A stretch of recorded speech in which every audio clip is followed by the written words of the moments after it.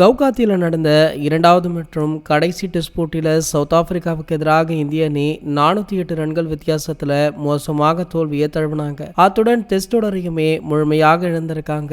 சுப்மன் கில் காயம் காரணமாக விலகிய நிலையில பொறுப்பு கேப்டன் ரிஷப் பண்ட் அவர்கள் சரியான முறையில் அணியை வழிநடத்தல. மேலும் அவருடைய பேட்டிங்குமே மோசமான நிலையில இருந்தது. ரிஷப் பண்ட் 2 டெஸ்ட்கள்ல 4 இன்னிங்ஸ்களுமே வெறும் 49 ரன் மட்டும்தான் எடுத்திருக்காரு. 12.25 அப்படின்ற மோசமான சராசரியை கொண்டிருக்காரு. கேப்டன்சிலுமே ஃபீல்டிங் செட்டிங் மற்றும் பவுலர்களை ரொட்டேட் செய்வதில் அவர் சரிவர செயல்படல. இதன் காரணமாக இந்திய அணி டெஸ்ட் கிரிக்கெட் வரலாற்றிலேயே அதிக ரன்கள் வித்தியாசத்துல மிக மோசமான தோல்வியை தழுவிருக்காங்க. இந்த நிலையில சொந்த மண்ணில் இந்திய அணியுடைய படு தோல்விக்காக ரிஷப் பண்ட் அவர்கள் ரசிகர்களிடம் மன்னிப்பு கேட்டிருக்காரு. இது தொடர்பாக அவர் சமூக வலைதளங்களில் வெளியிட்டுள்ள பதிவுல கடந்த 2 வாரங்களாக நாங்கள் போதுமான அளவு சிறப்பாக கிரிக்கெட் விளையாடவில்லை அப்படின்றத மறுப்பதற்கில்ல.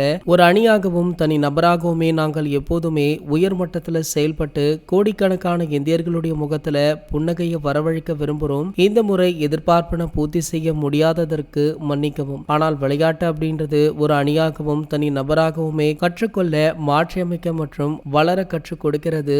இந்தியாவுக்காக விளையாடுவது எங்கள் வாழ்வின் மிகப்பெரிய மரியாதை. இந்த அணிக்கு என்ன திறன் இருக்கிறது என்பது எங்களுக்கு தெரியும். நாங்கள் கடினமாக உழைத்து மீண்டும் ஒன்றிணைந்து கவனம் செலுத்தி ஒரு அணியாகவும் தனி நபராகவுமே வலுவாக மீண்டு வருவோம். உங்கள் அசைக்க முடியாத ஆதரவிற்கும் அன்பிற்கும் நன்றி. ஜெய்ஹிந்த் அப்படின்னு தெரிவிச்சிருக்காரு. ஸோ ரிஷப் பண்ட் அவர்கள் ஒரு போஸ்டர் போட்டதுமே ரிஷப் பண்ட்டுமே ரிட்டையர் ஆகிறாரா அப்படின்னு ஒரு வதந்தி சமூக வலைதளங்கள்ல பரவ ஆரம்பிச்சது. ஆனால் பாத்தீங்கன்னா அவர் இந்த டெஸ்ட் தொடரை இழந்ததற்கு ரசிகர்களிடம் மன்னிப்பு கோரி கடிதம் ஒன்றை வெளியிட்டிருந்தார். இது போன்ற செய்திகளை பற்றி நீங்க உடனே தெரிஞ்சுக்க நம்மளுடைய சேனலை மறக்காம சப்ஸ்கிரைப் பண்ணிக்கோங்க.